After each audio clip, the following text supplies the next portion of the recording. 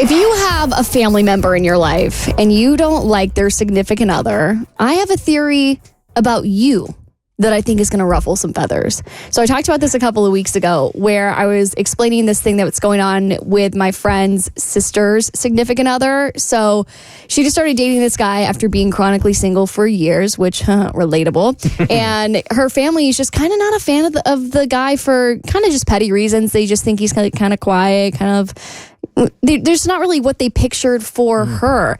And so forget that she's happy. Yeah, like really, that's not important. Yeah, her happiness doesn't matter. They're just kind of like we just didn't really picture her with this type of guy, and it's great that she's happy, but we just see her with somebody else. So we want to be supportive because this is her first relationship in a while, but at the same time, we're not really like him. But dude's not in jail. He's not in jail. Oh my gosh, anybody. he's just. I think the best way to describe him is like vanilla. Like they just think he's kind of like just like a vanilla guy, but she happens to really like vanilla. Vanilla is interesting to her. So no red flags, but just a lot of beige flags for them. Not even beige flags. No? They're just kind of like underwhelmed by him. They're just kind of like, isn't that kind of messed up? They're just like, he's just there. Is this like the Bridgerton storyline of the one sister and how her mom wanted something more grandiose, more of a greater love story for her? And she's like, sometimes it's just not like that. Sometimes meh is okay. Yes, if you totally forget about what happens in the final episode, that exact storyline where she's happy and she's really content with this dude and they're just kind of like,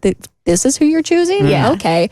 So anyway, I got to see this friend and the sister and the boyfriend while I was back in Jacksonville over the break, and I got to meet them. I was so excited because I was like, I need to see what's so terrible about this guy. They talk smack about him all the time, about how boring he is, about not what a loser he is, but they're just so just underwhelmed by this guy that I was excited to experience it firsthand.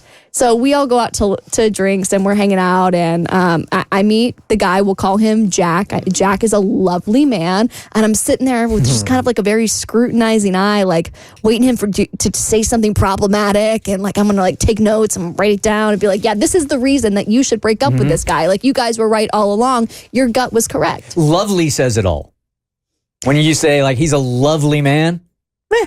Yeah, it's not really a compliment we look for. Meh. Lovely?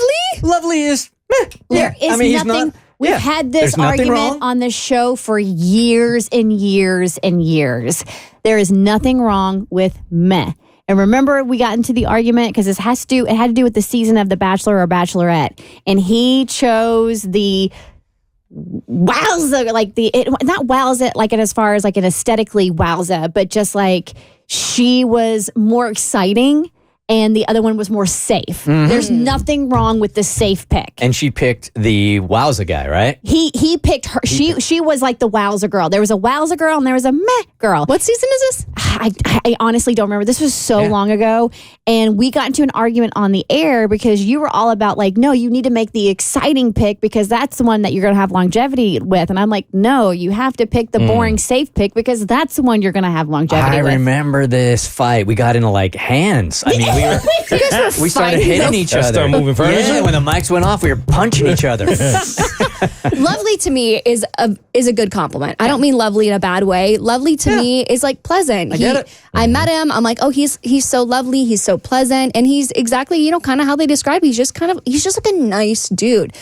And there's nothing special or anything that stands out about him. Yeah, but I'm sure he has special qualities. But I had 2 drinks with the dude for an hour and a half with my mutual friends, and they were lovely. And they were lovely They drinks. were lovely. And then I go home and I start to kind of dissect what happened during the night because they had such a problem with him, and they the family is really we want them to break up. And I was like, I don't know how I can really say this without sounding like a complete a-hole, but I'm like, he is the male version of her.